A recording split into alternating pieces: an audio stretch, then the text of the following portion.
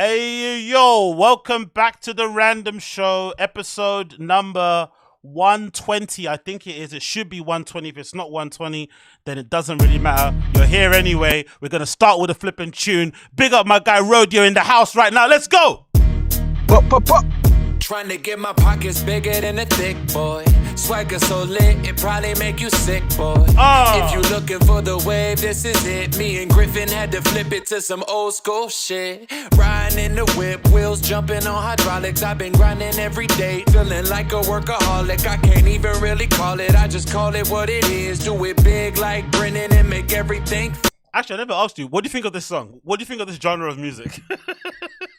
Bro, I don't think I even heard the song, my guy. No. It was just like silence. Oh, I'm just sitting here like, is that supposed to happen? Or is the can't- music not coming on? you can't hear it. You can't hear shit. You can't hear Nope. shit. Oh, come on! It should be playing through. Yeah.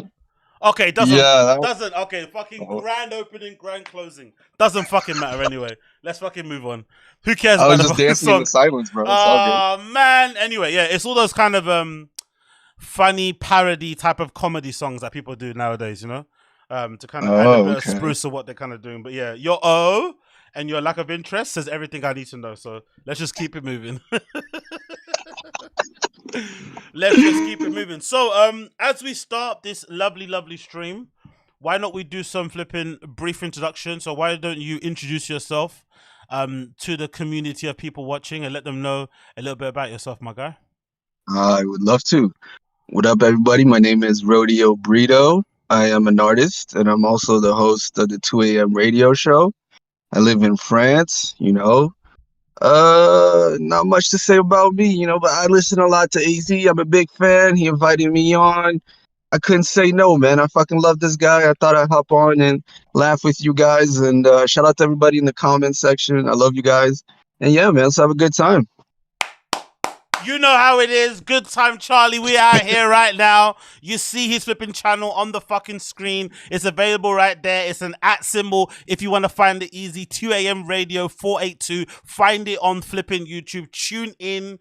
Get flipping clocked in. Subscribe. All of that good stuff. Hang in there with my guy. Always flipping great I love it. content. Yeah. So, to open the show, to get things started, this is actually breaking news out there on the flipping interwebs, has been the update regarding Ja Morant. Ja Morant, for some reason, seems to have a real proclivity to pulling out his gun whenever somebody turns on the phone.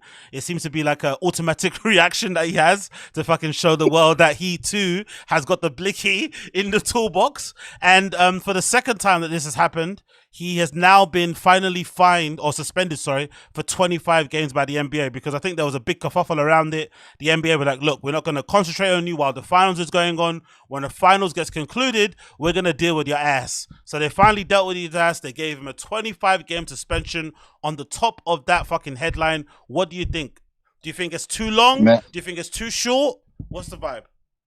I think that guy got fucking lucky, man. He didn't get suspended for life, bro, honestly, because, man, what a fucking idiot. I'm sorry, but I'm just gonna say that guy, I don't even know what the purpose is, right? I mean, is it to like flex on people? What is up with that, man? Why the fuck would you do that? You got everything you need in life. You got, you know, you're set, you're in the NBA, and now you're doing some dumb shit like that just to look cool on stream. Like, I don't understand, man. I thought they were for real gonna suspend him for life, man. I guess, well, I don't know. Maybe he still got some talent. I don't know, man. AZ, what you think, man? Yeah, I'm like you. I'm surprised he didn't get suspended for life. The actual murmurs coming out, especially, you have to think about the kerfuffle that happened when it happened the first time. The first time it happened, all these kind of media figures in like NBA and professional sports in America all came out and said stuff.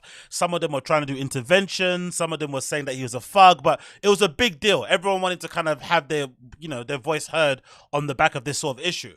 And then he went and did that heart to heart. I forgot who he did it with. Some basketball player, I think. He sat down and did something with ESPN, like a Oprah type stuff interview, talking about how hard he grew up and all this malarkey. So you thought with all that drama and all that, stuff that happened beforehand, that a second time doing the same thing, woohoo!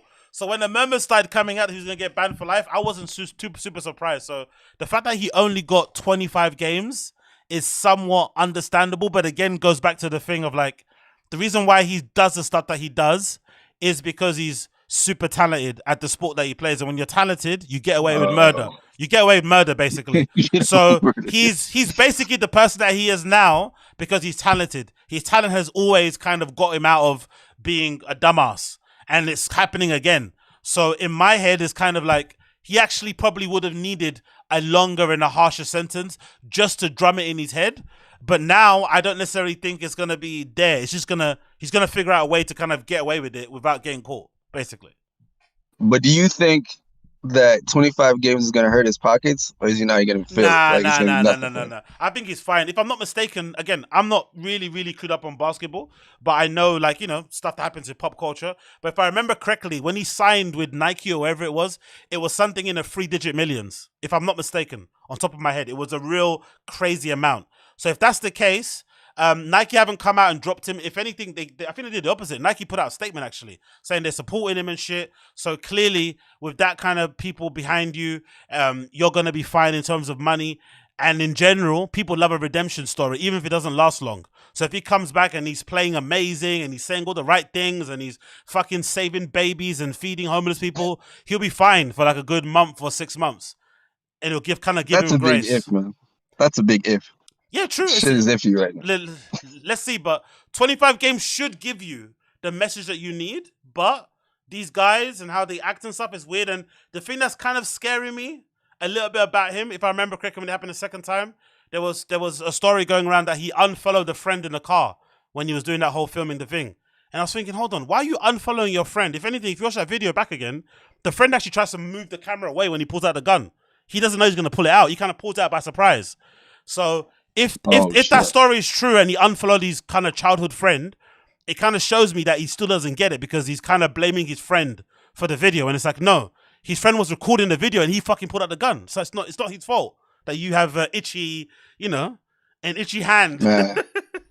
What a fucking idiot, though. Right, I'm sorry. Just what a fucking idiot, man. I don't understand these kind of guys, man. And I don't.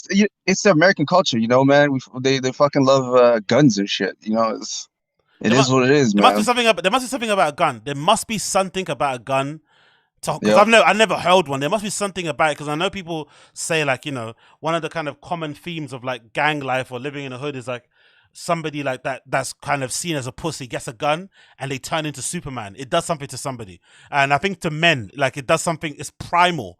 So there must be something about a gun holding in your hand, knowing you can flip and take somebody's life with it. Oh, yeah. That makes you feel like fucking John Wick, I'm sure. But the really redacted side of it is that this kid is a multi-millionaire from fucking bouncing a ball. And for some reason, it's not good enough. Nope. He needs to pick up a strap. It's like, dude, fuck, you made it, man. Put the gun down. You made it. Like, but yeah, I don't know. Listen, I've shot a gun before at a range, right? And that's exactly what you're saying. It's like there's a moment of you feel powerful and shit. And I can't even imagine extending that outside. You'd have to be a bit redacted to think, I'm going to take this outside and I'm going to put everybody's life in danger, including my career, myself. That's something that's way beyond me. But just like you were saying, the gun does give you a sense of power. You know, you feel like you're the big man in the room, and it's just ego.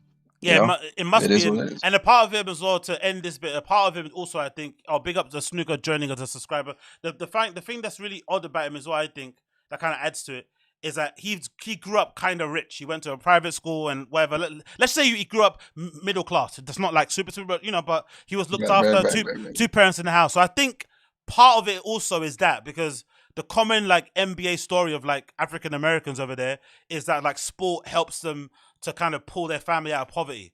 It kind of helps everybody. Like, you know, one person makes it in the NBA and he's able to buy his mama a house, dad a house, aunt. You know what I mean? Everyone gets kind of sorted out. So I think that responsibility makes you grow up. So you don't do dumb shit because you know your whole family's kind of counting on you.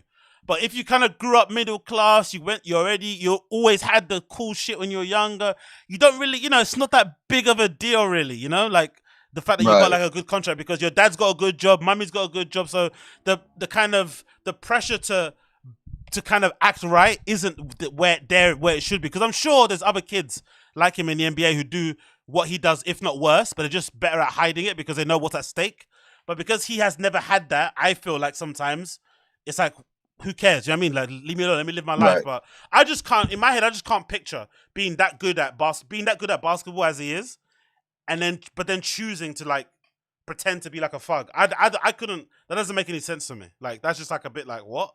But hey, what do I know?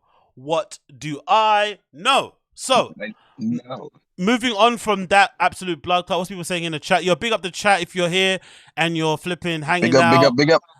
Big up. If you're not aware, we're here with my guy Rodeo. We're doing a little special random show here with a guest, first time ever on the flipping random show. So if you're liking what you're hearing, make sure you're smashing that like down below and following Rodeo 2 on his flipping channel, which I should have up here on the screen. Yeah, there you go. You can follow him on there. You see the channel on there on the screen. Check it, hang out with him, and see what I'm going with the guy. So, moving on from that one, let's talk about the news that's been flipping flooding the flipping streets, especially on our side of the internet and things that we're interested in. The Idol. So, breaking news courtesy of Page 6, right? And you got to take it with a pinch of salt because Page 6 is basically the UK version of like the Daily Mail. So it's a bit, But the headline from Page 6 says as follows: Fate of the Idol up in the air amidst criticism of The Weeknd's egomaniacal behavior. It says The Weeknd is said to not be planning a second season of The Idol amid backlash over an outrageous sex scenes in a controversial series with the singer's egomaniacal behavior on set. The Weeknd's real name is Abel Tesfaye, co-created and co-stars in a show which has been slammed to be comically bad. The ratings of the second episode fell by 12%. But a source told Page 6 this was never meant to be a long-running show. It was always a limited series. An inside source at HBO, however, said that the door is definitely still... Yeah, so look at the contrast. One source says it's always meant to be limited. Another source on HBO says the door is definitely still open. It's definitely not a decision yet. And at this point, it's definitely a normal process. We are only 2 episodes in. So, what side of this story do we believe? Oh, shit. What side of the story? Especially after watching 2 episodes already. I'm sure you watched it. What do you believe? What side do you fall on here? Nah, listen, I think HBO was kind of 50-50, man. They were like, if this goes to shit, we'll just say it was a limited edition episode. If it goes well, we'll just keep going. You know what I'm saying? They're not about to take that L. I mean, HBO Max is like one of the best series in the world is where you catch it, right? And all the great series go on there. This is like a major L. I have no idea what the fuck happened, but they dropped the bomb big time. The bag big time on this one, bro. Especially with The Weeknd, with Weeknd being a global pop star, with and you have to imagine The Weeknd's a global pop star in the same way that Travis Scott is a global pop star, in that Travis Scott is like, the reason why he gets a lot of brand deals is because he's like the most safe black rapper that you can kind of have. Because he hardly speaks, he's never in controversy, he's linked to the Kardashians, he's like a perfect kind of person to kind of plaster all your brand shit on. That's why he gets all these deals. Similar with The Weeknd, right? He's fairly private, he keeps himself to himself, but he happens to be able to touch everybody. Doesn't matter if you're black, yellow, whatever. So he's amazing at that. So they've got him and Lily Rose Depp, who's essentially the young, new Kate Mossy type figure, celebrity parents, models for Chanel. They put a lot of shit, like, I can only imagine what the fucking salary is for those 2 alone. I can only imagine. Forget everybody else, just to pay their salaries, to make sure that they get up in the morning. So to sit here and tell me that it's a limited series, come on, man. Don't insult my intelligence. Come on, Nah, man. exactly. That's exactly what they're doing to everybody, man. Listen, I'm dying to know what you thought about this fucking, series. I'm holding back. I'm waiting for you. I can't wait to hear this. So, The Idol. What did I think of The Idol? For me personally, like, I think I mentioned it in the flipping Patreon episode that I put out there with a full flipping review. So check it out on Patreon if you want to check it out. Right. But to give you a synopsis of what I said, right? Synopsis, right?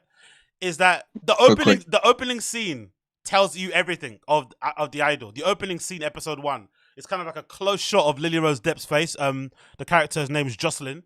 And the camera guy is like, give me anger, give me whatever. He's shouting things out for her to kind of emote with her face. And she basically looks the same. Her eyes are the same. The only thing that changes is her smile. Like, she smiles or frowns. I'm like, oh my God, is this a range you're giving us? Like, you're giving us nothing. The guy's telling you, give me sorrow, give me pain, give me heartache, give me jubilee. And she's just like moving her head as like I was like, oh my Yeah. god, this ain't started right. And then the other thing that really kind of caught me, I was like, okay, whatever. That's not everyone's gonna be an amazing actor. Then there's a scene where, spoiler alert, where what you call it, where Lily Rose Depp's handlers find out that there's a picture of her that got leaked on the internet, right? And Yep. that's meant to be like a pivotal. That's meant to be like a oh my god moment of a series. Yeah, like Right. what's she gonna do? Is she gonna break down?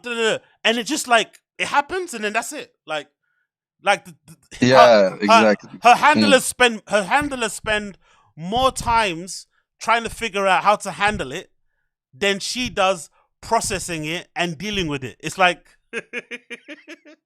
I was like, over it quick. what is the story? And then she's in the club grinding on the weekend. Okay, cool, man. Cool.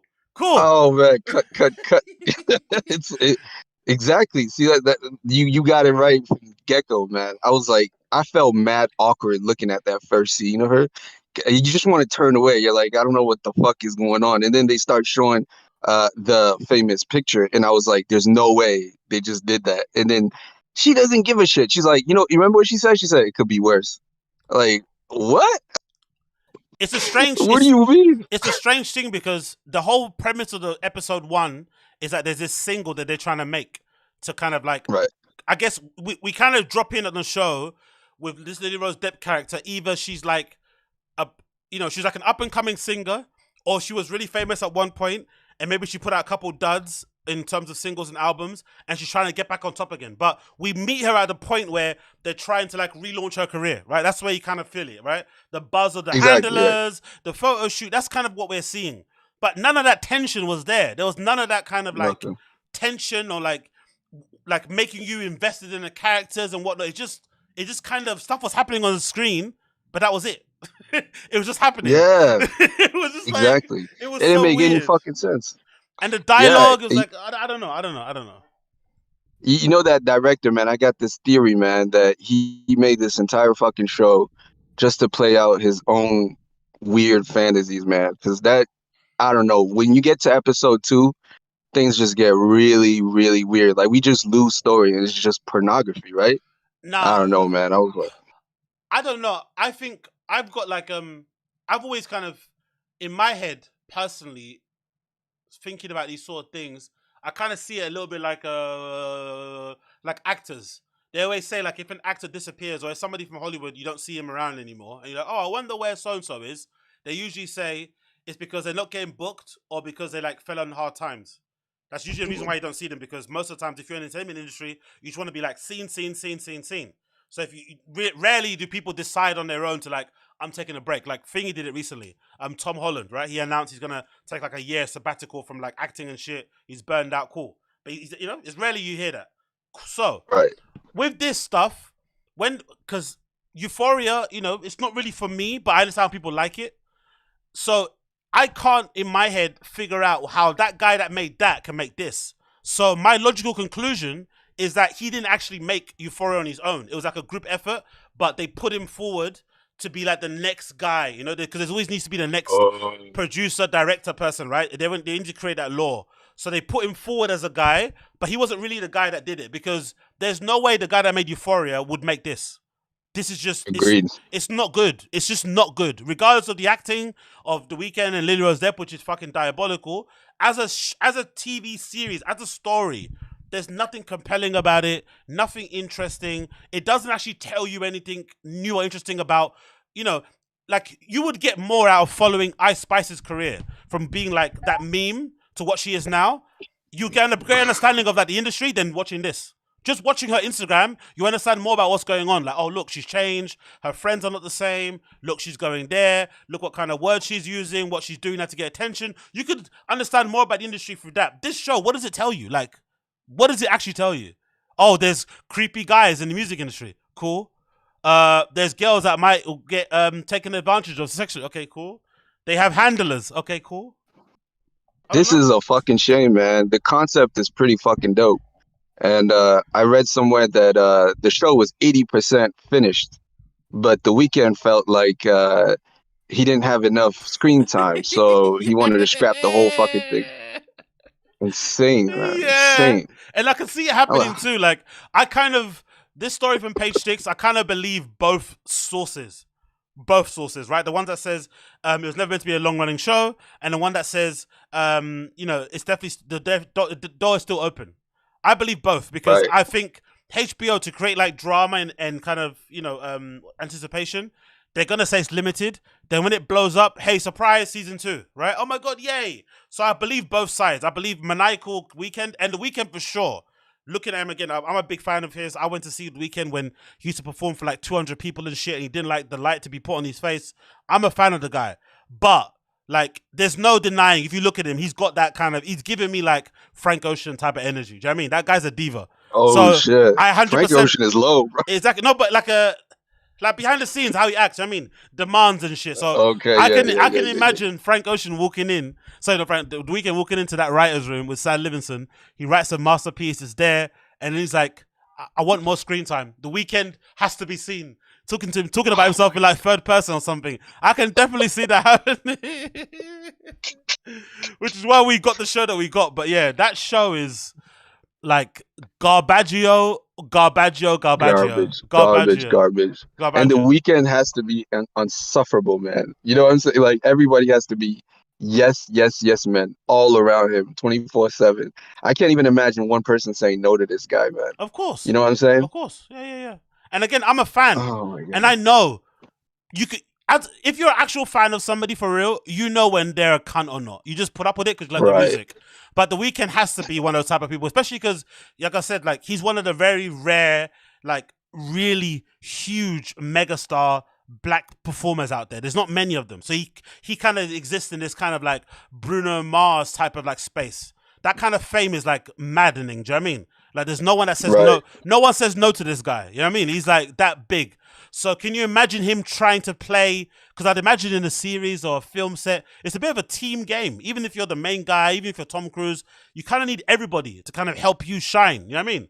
He's not. Right. He's not. Exactly. He's not playing team games. You know what I mean? He turns up when it's He's his not time. playing soccer. Nah, man. Man is not playing soccer. Man. He turns I'll tell up you when right now. He ain't passing the ball. He turns up when it's his time. When it's not his time, he goes. Simple as that. But yeah, and lastly, to end it, all the kerfuffle about the sex scenes, they're more awkward than they are like disgusting and it's gonna harm the children. It's like, what am I watching? You know what I mean? Like, why am I watching this? It feels like you've like stumbled across a videotape of your friend and their girlfriend. You're like, dude, man, yeah, come on, man. exactly. It's more awkward than enjoyable, right? It's like what's going, because something else, quickly to wrap it up, is the next problem is that you got two stars that are not bankable. Like in Hollywood, they look for the best talent, and I feel like they took a risk, man. They took two non-bankable stars, and they just they got what they got, man. But whew, that was a fucking ride. I'm looking forward to the third episode just to see what kind of shit show it is. Oh yeah, last point on that, but I say, as you made a good point about it, last point, I think I mentioned it was, that's what I was surprised by. I was surprised by not the inclusion of them two. I was just surprised that they led with two non-actors in their first big role. Because I think it could have worked if they had a legit actor to play either one. Doesn't matter which character you want, to kind of bounce off each other. That would have probably worked a bit better. But having like two non-actors in their first major role for a HBO thing, it's a lot of pressure, man. It's a lot. And they clearly didn't rise to the challenge. It's a lot to kind of carry the whole show on your back. Because make no mistake, it's about them two. It's not about everybody else. There's better actors on the show, but it's mostly focused on The Weeknd and Lily Rose Depp. So with them just not having the acting chops, not having the range, it just feels so weird, man. Like the best scene I think from The Weeknd is the one where he's walking. I kind of like that scene actually, where he comes to visit her. Which one? And he's standing in the door. He's standing in the. Oh yeah, why you like that scene? It's the cinematography was perfect. Yeah, probably. Yeah, that. True. That's a good point. Yeah, true. The doors open slowly, and he kind of walks down like the Undertaker. Like, it's fucking cool. I quite like that. But the rest of it, I don't know. Like a 1 out of 10, man. Dude. 1 out of 10. Get on the Patreon. Patreon to get the full review. Anyway, moving on from that one. Quickly cover this stuff, even though it's again fucking gross. But I think this like speaks of, in general, like, this is gonna be like a very sweeping statement I'm gonna make, right? But I feel like the difference between like British dudes and like American guys when it comes to women and stuff, especially in the party scene and outside and stuff, is that I think for the most part, British guys kind of need like liquid courage to like do anything, to try and make a move, whatever. Do you know what I mean? And they're really sloppy, and they're really sloppy with it, right? But they're not creepy. They're like kind of just sloppy and maybe how would you say like creepy and aggressive maybe when they're drunk. But if you told them to fuck off, they'll fuck off, right? But American guys, the scary part about American guys is that they can be creepy sober and in front of people. Do you know what I mean? Like, so this YK Osiris shit, this video is wild because it looks like they're at some press conference or something. And then he walks up randomly to Sukiana, who's like, video vixen, whatever girl you want to call her, starts massaging her, which is already a bit much, and then pulls her head back and tries to kiss her. Or does. Yikes. And then you're like, hold on. Do you guys know each other? Nah. Is this private? Nah. Why? It's just like so many questions you're gonna ask there that I think to myself, what do you think would possess a guy to do something like this? This is just, it's either desperation, no game whatsoever. It could be so many fucking things, man. Like real rapey vibes, man. I got from that guy. You know what shocked me even more is that everybody on that panel didn't even move. They're just like, what's going on? But they just let him, do his thing with her. That was crazy, man. How does nobody react? They just like, go like, hey, man, chill out, bro. That's weird. You're weird right now, right? Like, calm down, bro. This ain't the move. This, what are you doing? Everybody just let it happen because everybody was, I don't know, man. Maybe everybody was in shock or something. I don't know. But that guy is definitely, man. He has a weird track record, man. Doing some weird shit constantly. And that's the thing I was gonna say, just to like kind of piggyback off of this, right? It's like, this is already bad if you're a regular civilian, as a comics actor say, regular civilian. But this is even worse if you're like an R&B singer, because part of the R&B singer avatar or like persona is that you're a suave guy, you got a bit of riz about you, you're swaggy, all the guys want to be you, all the girls want to fuck you. That's part of your kind of, the mystique that you create as an R&B singer. So when you're seeing this sort of stuff, it's like, hold on, aren't you meant to be like good with ladies? Like, aren't you meant to be like a gentleman? Like, meant to have something about you, an aura. Where here you are massaging people that you don't know and like sneaking in kisses like you're fucking 15. Like, this is awful, you know what you made me think. You know what you make me think about? Trey Songz, man. You just descripted Trey Songz. Not to get off topic. You know what I'm saying? That's exactly what I would think about Trey Songz, man. You remember back in the days, like Trey Songz was that guy to be, and then now it's like, what happened exactly? Yeah, like I have to be completely honest. Trey Songz was the first time I realized that rapey guys weren't essentially all just like ugly dudes. Because in my like naive boy brain, I just assumed, rapey guys are like incels. You know what I mean? Like frustrated, angry at the world, blaming women for this, and like you take it out on them in a weird way. But nah, like rapey guys exist in all shapes and sizes.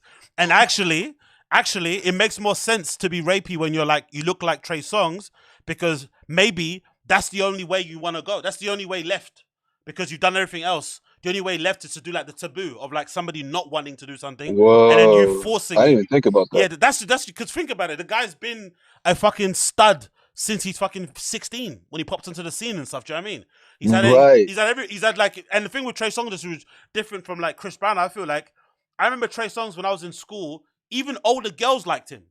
And that's not usually a thing. Usually like a Bow Wow, that type of people, girls his age were into him. Like kind of like if you're in a boy band.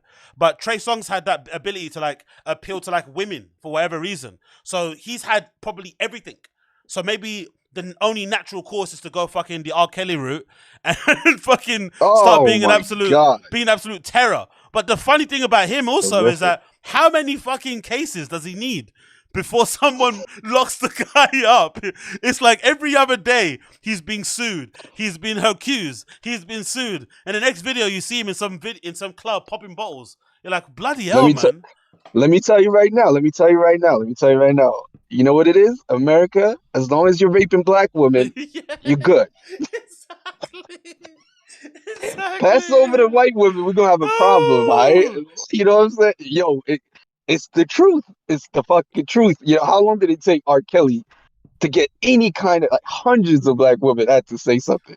Like, Trey Songz has a couple years to go. If he keeps this shit up, it'll add up. But for now, he's good. He's good. He's good. They'll just sue his ass. Yeah, and Emmanuel Dos Santos makes a good point in the chat. These guys also aren't used to hearing no. I think that's a big part of it, that kind of entitlement, because Right. there's a video going that I saw a couple of weeks ago of the baby. I think after Hot 97, he's walking back to his green room or something, and some random girl like comes at him super aggressive, like, "Hey, yo, son," in that kind of American accent, in that New York accent. It's like, and I think she asks him, "Oh yeah, hey, yo, son, let me suck your dick. Let me suck your dick, son." Come here. Whoa. Like super aggressive, and even the baby turns around like relax, man. So let's take that as an example of like fan interaction. I would assume some of these guys literally have women like falling at their feet.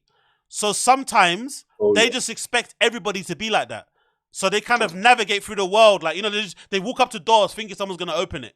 You know what I mean? So maybe in his head, whenever he puts his arm on the shoulder of a girl, she melts. So this one occasion, he doesn't know what else to do in that occasion, just keeps going up and up. For me, the only thing that's really like, that made me think, okay, this is really creepy, because usually as a dude, you can, there's little signs that you can tell someone's not comfortable.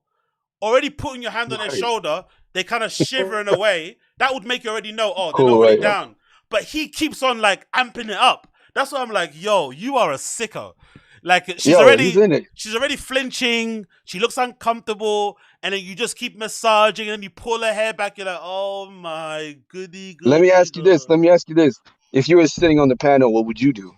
That's the thing, though. Good point you make about that, because I recently watched that interview of that guy that unfortunately choked that young man in the fucking train, right? Right. The Marine. And when you watch that Right. video of him speaking, you can tell he's one of those, like, for lack of a better term, he's got that kind of civic responsibility type thing about him. Maybe it's because he's in the army, he was in the Marines, but he has that thing where he feels like if he sees somebody in distress, he will go and help, where most Right. people wouldn't do that. So that's the issue. Like, how far do you want to go? So let's, for instance, like, I'm sitting in the panel and he does that, and then I get, involved, and then we start scrapping, and we had a fight there. Now all of a sudden, oh, you're doing too much. You're setting a bad example. But no, I wanted to. This guy was making my panelists and somebody that I know, my friend, feel uncomfortable. So I stood up for him, and I beat the brakes off of him. Oh no, that was too much. So what? As you should. What's the As option you there to should. do? What's the option? Should I just sit there and stare awkwardly at the camera? Should I Easy. pretend I'm on my phone? Should I, what do I do? Walk away? Should I lose the fight if I get in a fight with him to make it easier? Should I choke him out and he dies? Like what? What do people want? That's the issue. Nah. You listen, if you were a parent, if you had daughters, you wouldn't even think about it. I'm telling you right now, bro. I'm locked I up. They won't get me don't like out. me out. Shout out to Akon, man. Fuck it. I'll be locked up and all that. Fuck it. Personally, I'd be mad impulsive around that kind of shit. Tell you the truth, man. Yeah, I exactly. just start attacking the guy. It's just fucked up because women, it's too easy to do that shit. And just like we were saying, there's no repercussion. Like, it's insane, but yeah. And there was a time to end it. There was a time in the past where like it was kind of a swaggy thing. It was kind of gentlemanly to look after like women around you. Like even if you weren't involved, them just to friends. That's what it was. It was Right. actually a thing to like look after your friends. Like to be, oh yeah, by the way, I'm coming back from the house party. Can I call you? So I'm on my way home, so I look like I'm on the phone. Yeah, no worries, call me. Like it was a thing to like look after your friends. Now suddenly Right. it's like dog eat dog world, men v women. Like it's like separation, men v women. All this. Nah, we're all together, bro. Like let's all look after each other. Doesn't matter what race we are. We're all each other's brothers and sisters. If you see somebody in fucking distress, Exactly. go and help them out. If you see a woman with a pram at the top of the stairs, don't ask. Just go and lift the thing. Do you know what I mean? Go help, man. Assist. Right. Like none of this flipping just looking after yourself nonsense, because at the end of the day, when that shit comes to your doorstep, how are you gonna react? How are you gonna react? Exactly. That's how it should be. But Exactly. we can't say much because in the end, Sukiana did accept the apology. She wrote this massive fucking essay here. The caption, I'm a pro black woman and I'm not into tearing black men down. So, anyway, whatever. Hey, Yeah, look. We're not gonna read the statement. It kind of is what it is. She writes how many It is what it paragraphs? is. 1, 2, 3, 4, 5, 6, 7 Oh, Jesus. paragraphs, and she's the one that got assaulted. Like this world is absolutely mad. But anyway, cool. Here we go. Sukihana's Everything happy. that's wrong with you. Yeah, exactly. Sukihana seems to be happy about it, so we'll kind of let her kind of vibe and flipping mash along with that one. Next, right, to quickly mention this actually. This Home Depot girl that's going viral. Mm. And the reaction to it, especially the Shaq stuff, right? The Shaq stuff. Am I the only one that felt like the Shaquille O'Neal sending her a DM, trying to rizz her up a little bit, and then going to the Home Depot to film that little skit promo thing that he did? Am I the only one that felt it's a bit inappropriate? It was a little bit like stalkery. Oh, definitely. Oh, definitely. Like, I am completely torn with Shaq, man. What was he doing? I don't know what to feel about this guy, because he goes to Home Depot and just starts buying people shit. Yeah, I'm exactly. like, okay. So he's a nice guy. And then he's like stalking this girl. And I'm like, what? What do you mean you're looking for her, bro? It was, man, that guy is more thirsty than SpongeBob, man. That guy is thirsty as fuck. I don't even. Let me see if I can find it. Let's see if I can find it quickly. I wanna read it because the DMs were fucking weird anyway. It was like an attempt. Yep. It was an attempt to riz, but like also being aware that she might leak. It was like a weird message that he sent. It sounded so strange. Let's see, somebody's uploaded these fucking messages. Yeah, there it is. Okay, cool. I got it here. It was a very bizarre thing that he kind of said, and I think she's really young. Like she might be like 20 something, like maybe 21, 22. Whoa. Like honestly, I think she's super like young. She's like really religious, like just, you know, whatever, innit? Like just a young girl doing a thing online. And yeah, I don't know why Shaq just like saw her and thought, yeah, yummy, yummy. Like, brother, this could be your daughter, man. Like, relax, drink some water. Shaq is beyond that. Shaq is beyond that. Yeah, so this is what she said. She posted a screenshot of the DMs. So the first thing he says to her, "Don't let them people bother you." Right? And she says, "Thank you, Shaq." And he says, "Don't read the comment stuff, like that will drive you crazy. Have a great day. Tell all your boyfriend I said hello. LOL. Ha ha, I will, thank you. You too, Shaq." So she's clearly like, hey, thank you. Like she's about to say like uncle. But I mean, she's like giving you the like, right. And Shaq's just like, tell your boyfriends I said hello. Like, what? Oh man, Shaq has no game whatsoever, man. I don't know if it's age. I don't know what the fuck happened, but that guy, he is fucking thirsty as hell. It's not the first time I've seen him do some weird shit like this, but I am completely torn, man. I can't wait to hear what you think about this, because he is the nicest guy in the world at the same fucking time. It is so weird and bizarre. Now, to be fair, like I immediately had a bit of a icky feeling when he went to Home Depot. That was you know, girls online on Twitter will say like, what's a red flag? If you see a guy, you go back to a guy's house and he's got podcast equipment, it's a red flag. All right, cool, whatever, right? But for me, I think a red flag, for me personally, I've always said I think a red flag is always guys like this.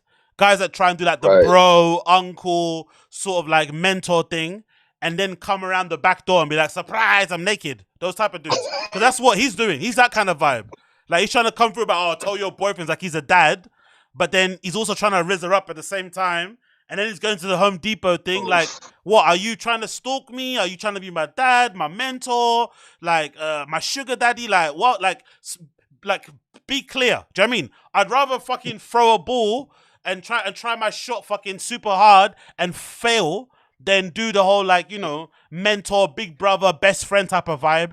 And then, you know, when she least expect it, you're outside hanging on the window. Like, this guy's a bit weird, man. And it shows sometimes, like, you know, he's been a fucking professional athlete most of his life. He's always been that size, so most likely he was always destined to be a fucking great basketball player. He probably never had to rely on his charisma or whatever to draw the ladies. So he kind of acts the way guys do that just have money. Do you know what I mean? He's just like bizarre. Because this guy's like, how old is he? He's like in his 60s or something, isn't it? Yeah. It's like, yeah, he's mad old. God damn. And also, like, I don't know, just relax, man. Like, you're 60 years old. Like give the young guys, give the guys some young, some space in her DMs. Like, why are you in her DMs? Let the other guys like relax. AZ, you didn't know, man. The older you get, the hornier you get. Nah, You ain't nah, know, nah, bro. nah, nah, nah, nah, nah. If I'm him, I'm out fishing with my millions. I'm out in Las Vegas fucking gambling or something, whatever. You know what I mean? I'm not fucking DMing like some random Weird. baddies on IG just because. Yo, going to her job, showing up to Home Depot and hoping to just see her. That, like, imagine if she actually was there, bro.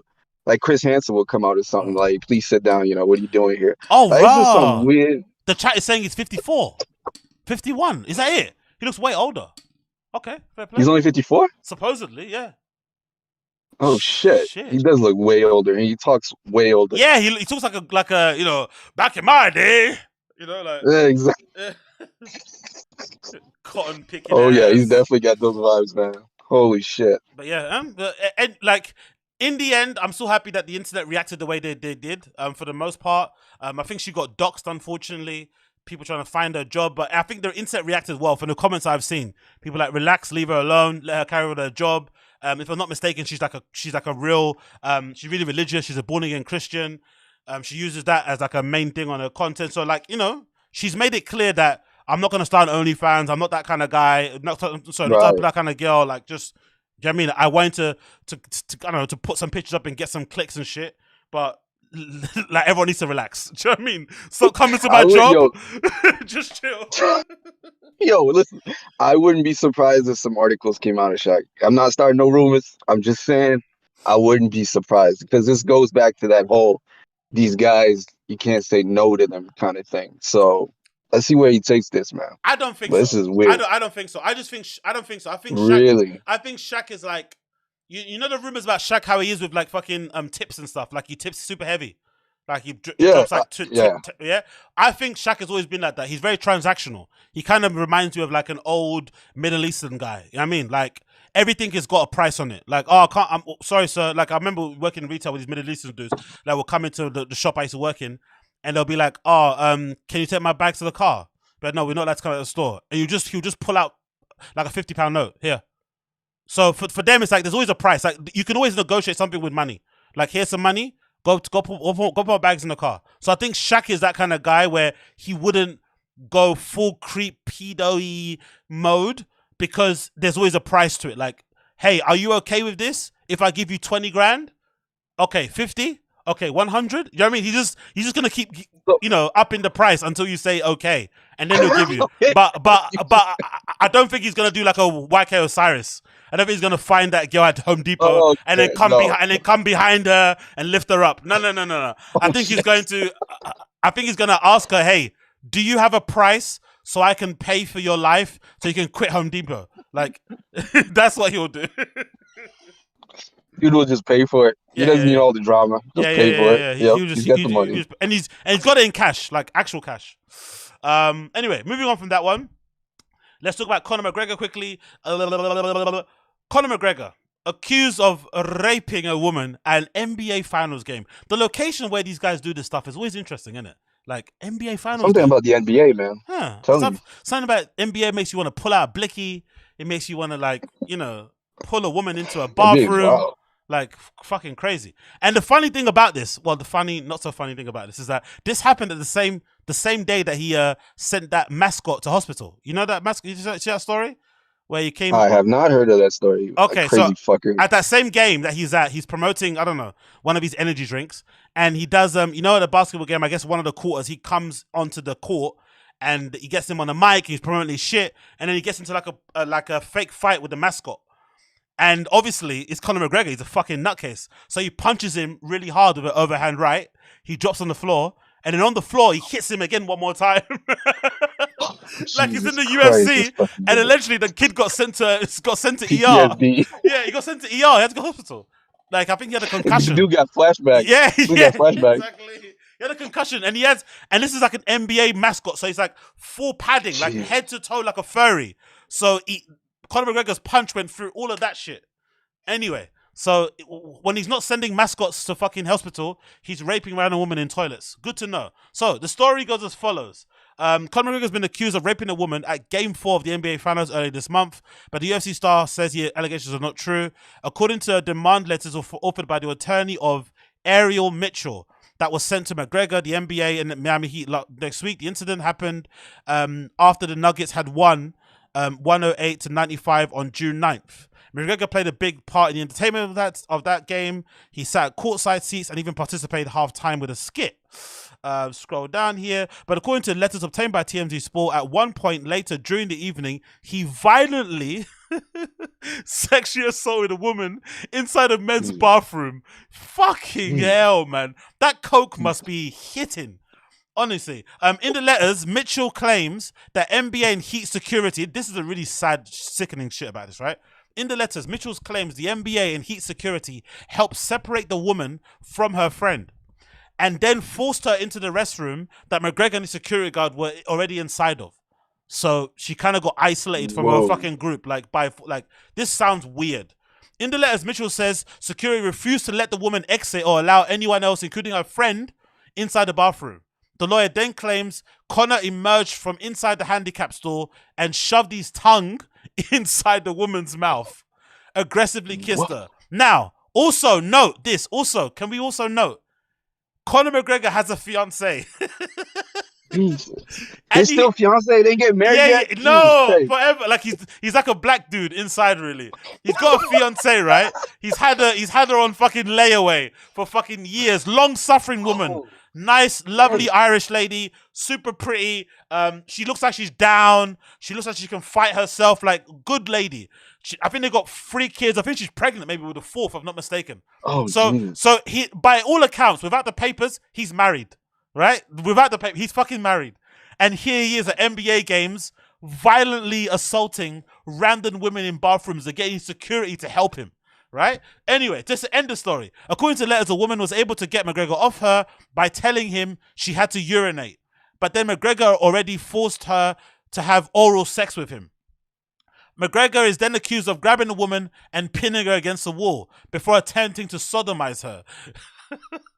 Whoa. Mitchell says in the letter the woman was able to elbow McGregor repeatedly, which gave her a window to escape. However, she allegedly fled in such a hurry, she left her purse, which Mitchell says security guards and McGregor held hostage until she pleaded with them for its return. So, what are your thoughts? This is some Harvey Weinstein kind of shit. Dude needs to calm the fuck down. He should be in jail, bro. Honestly, if I'm just straight up, he should be in jail for a few years, man. That's some scary, scary shit. Imagine Conor McGregor trying to rape you. You're done. It's over for you, man. I mean, Jesus Christ, that woman must be, scarred for life, man. This is some really, really, really scary and terrifying accusations. I hope this fucking guy gets, his time in jail, bro, to tell you the truth. Because he can't get away with this. This is too much, man. This is like literally kidnapping somebody and doing just the worst unimaginable things to a woman. And having your security guard helping you. I mean, what a fucking nightmare, right? I mean, what? I never liked this fucking guy, from the get-go, personally. Really? I'm never dying a to know fan? what you think. You're never a fan, no? Never. Okay. You know when I really started hating him? When he punched an old guy because he didn't want to try his whiskey. Oh.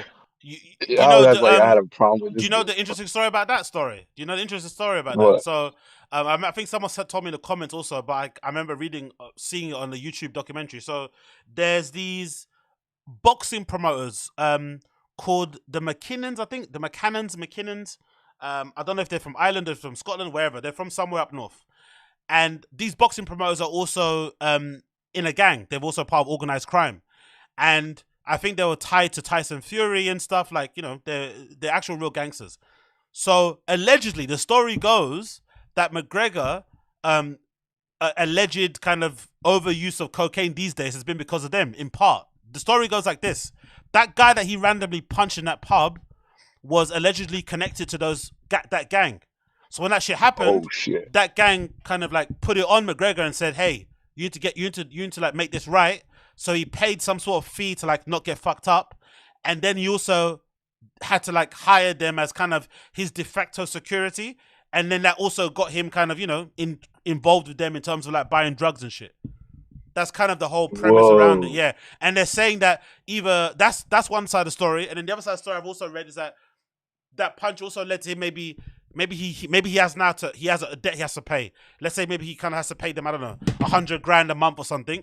So that's why also that he's going super hard with his other promotions and businesses. He's promoting his beer a lot, his whiskey, his bar, like he's doing loads of shit apart from fighting, because he has this, this bill he has to keep paying. Like, I don't know, let's say it's $1 million a month. Who knows what it is? So that's the whole story around that punch. So that punch might have led to loads of issues that he's now having to deal with. So he's coked out of his mind 24/7, pretty much. Yeah, that's the word, because now he has those guys around him who are part of the gang, Jesus. and then those guys are dealers, and he always used to be yacked up anyway, but now he's more coked up than before because he has easy access to it because these guys are all around him and shit. That's the story allegedly, but we're not gonna excuse fucking No. trying to sodomize some NBA game because you like a couple of lines. You know what I mean? Some people have some lines and dance. You don't need to be sodomizing people. Yeah, I listen. I was in the fashion world. I never touched coke. I just observed from a distance. But I ain't never seen nobody act up like that on coke. That's some whoa. I'm dying to know what you think about this whole situation. I'm sure everybody in the comments as well.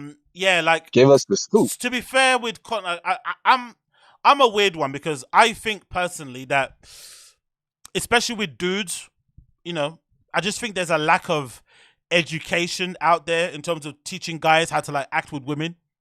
And I feel like the worst type of people out there to teach people how to act with women is the kind of alpha male type of like men's manosphere type of guys, right? All those like Andrew Tate type of dudes, like, oh yeah, treat women like, I don't know, like possessions, and they say what you tell them what to do, all that sort of nonsense, right? I don't think it's a right way to go about shit when it comes to like treating women with respect and stuff.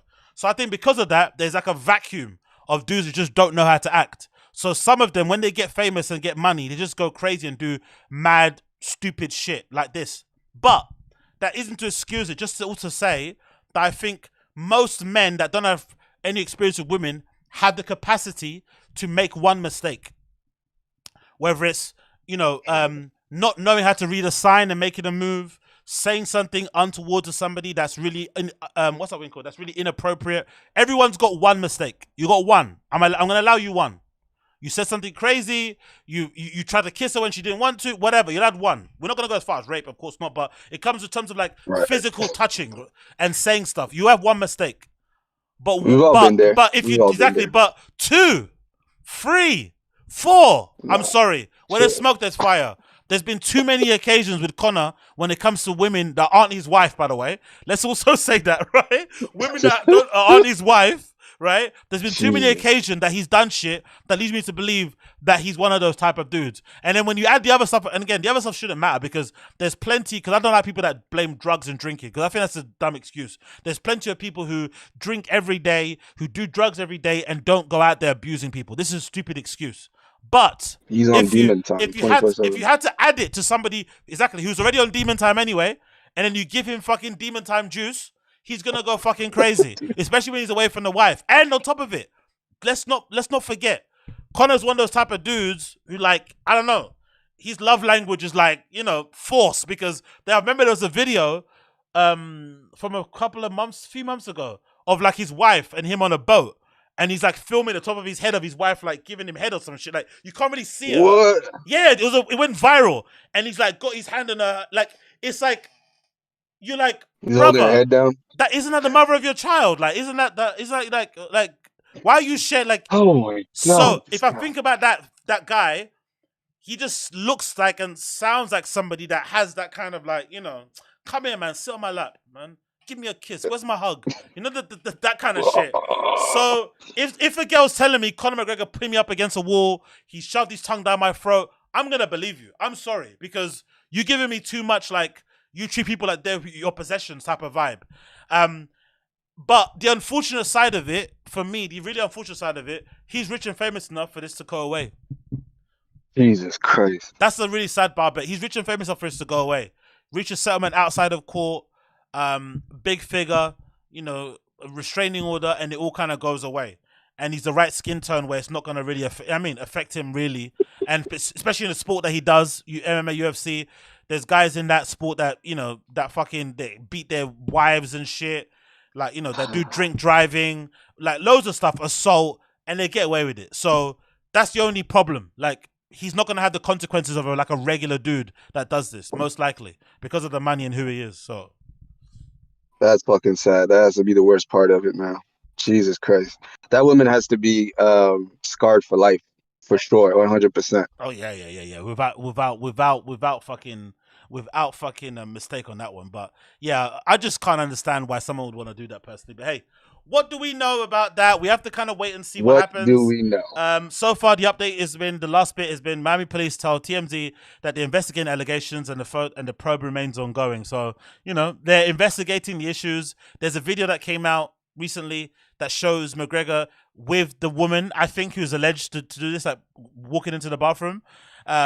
So there's obviously evidence of it, they were in the same vicinity together. So clearly something probably happened. Will he face consequences for it? Who knows? It sounds about, white to me. He probably will end up getting away with it and, go back to his wife. And he'll probably, the next thing we'll see of him is he'll go and do some post with his wife announcing the pregnancy, like some big, like, gender reveal shit, like super cheesy and cool, like, you know what I mean? They'll act like it never happened, basically. Yeah. Everyone will just move on. But the woman's life is going to be changed forever. Great. Nice. Yeah, Winning. nice. Winning, yay. Right. Destroyed her life. Woohoo. Anyway, so I think this might be the last thing I think on the list here. Regarding Pharrell. Ooh. Pharrell at Louis Vuitton. So Pharrell at Louis Vuitton, right? What do you think about Pharrell at Louis Vuitton? So the first sort of like campaign images we have here is of Rihanna, who's going to be, I guess, the main campaign star of Pharrell's new vision of Louis Vuitton since the great Virgil Abloh passed away, RIP to him. And we haven't got any inklings yet on what it's going to look like. I already have said my piece on it. Like, I generally think it was a bad appointment because I don't really think he has the chops to create a full 60-plus look collection 4-5 times a year. But I also know the fashion game, especially at that level, isn't just a singular sport. He's not going to do it all on his own. He's going to have a team helping him. So that's going to make things far easier. And he also is like he's the title is creative director. So it's not just going to be like they're fucking, chain stitching anything. Exactly. But we haven't seen any evidence of what he's going to do just yet. It's all going to be a surprise when he debuts, I think, next Tuesday or something. So from what we've seen so far, what are your impressions on what you think the Pharrell vision of Louis Vuitton men's is going to be? All right, so honestly, I think Pharrell knows how to get the right people around him. So I think it's going to be a hit because I don't think, Louis Vuitton will let this shit flop, first collection, whatever. I don't think he's going to have much input, just like you said. I think he's just probably floating around, acting like he's working. But he's got the right people around him, which are going to execute a really good collection. Like, I like what I saw. I think I saw a jacket or something. Either way, I think the collection is going to be good. For sure, it's not coming from him. And we also can't negate the fact that the dude has been in fashion for a very long time when you think about Boys Billionaires Club and so on. And then after that, the move to put Rihanna on, you're just going to win. But, when I saw that Rihanna ad, I'm not really a big fan of her showing her pregnancy stuff. Like I don't know, it's something off about it. You kind of feel like it's cool that she's pregnant, but you know what I'm saying? Like I don't like it when she's showing it off too much for some reason. I find it kind of awkward. I feel like that's might be just her private life, and she should keep it that way. And it should be about the clothes. It shouldn't be about the pregnancy. So those are my thoughts, man. What do you think? I fucking hate maternity fashion. Fucking hate it. It's not a fucking amazing achievement that you had a baby. It's what we're fucking here to fucking do, reproduce. It's not that big of a deal. Stop showing us your fucking stomach every single minute of every single day. We get it. We know you're pregnant. Congratulations. Congrats. I fucking hate it. And I blame fucking Beyonce. Beyonce started it when she did that David LaChapelle shoot. And ever since then, every woman around the world thinks they're some sort of fucking goddess because they're able to fucking push a human out of their fucking body. Don't get me wrong, it's fucking amazing. I wouldn't want to do it, right? I cry when I go cold, so I can't imagine what it must be like to be pregnant. But let's relax. Let's relax. You're not fucking Amen. Aphrodite. Chill out. Anyway, so That shit is awkward. yeah, so That shit is awkward. no, That shit is awkward. I just think in general, it's a weird person to go for. It's a weird one to go for in terms of like your kind of first campaign star or maybe your sort of muse, in my opinion, personally. It's a weird one to kind of go for because it's Louis Vuitton men's, right? Oh, true. So that's the only strange thing about it. It's like it's a menswear brand. It's just a strange way to kind of go for it. But then I also understand because he's a celebrity designer and because they hired him because of his celebrity and because most likely LVMH couldn't get somebody like a Rihanna to do this shit if it wasn't for Pharrell. So kind of, the reason why they'll hire someone like Pharrell because of his connection to certain people you can kind of get on board to represent the brand. That's obviously going to help their bottom line and make the shareholders happy. So it's kind of a win-win. And if you are coming into it like a novice and you want to hit the ground running, no better way than getting one of the most stylish women in the world in Rihanna to kind of front the campaign. Makes sense. But when you actually analyze it, Louis Vuitton men's doesn't make any sense.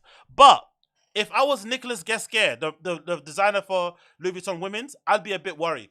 Because this looks like one of those little subtle power plays, Like they get Pharrell involved to do this. He pushes Rihanna as the muse. Uh-oh. It then becomes a gender neutral collection.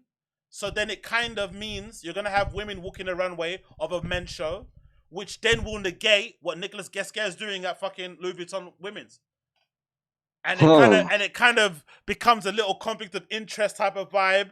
And then he gets put in a position where he's kind of like backed into a corner. He's going to be, as a designer, whatever, as a person, it's a bit disrespectful. You're going to feel slighted. You throw your toes out the pram, you quit. They're like, okay, bye. And then suddenly, Pharrell's the overall kind of creative director, art director of fucking Louis Vuitton, like as a whole brand. And they kind of tie it all in together and they make it one. That because at the moment, Louis Vuitton men's and Louis Vuitton women's is very different. Very, very different. Very different customers, very different aesthetic, all of it. But I could imagine them thinking long term, let's bring it in together and get Pharrell to kind of, be the guy that sort of like steers that ship, push Nicholas out the way, and then we keep going. Because if it's a men's collection, it doesn't make any other sense to have like a heavily pregnant woman fronting it. Yeah, and they're taking some major risks because you remember how Fenty, was it Fenty? That's the name of her brand? Yeah, Fenty, yeah. Fenty, right? And you remember how LVMH tried to push her and it was a total flop? Yeah.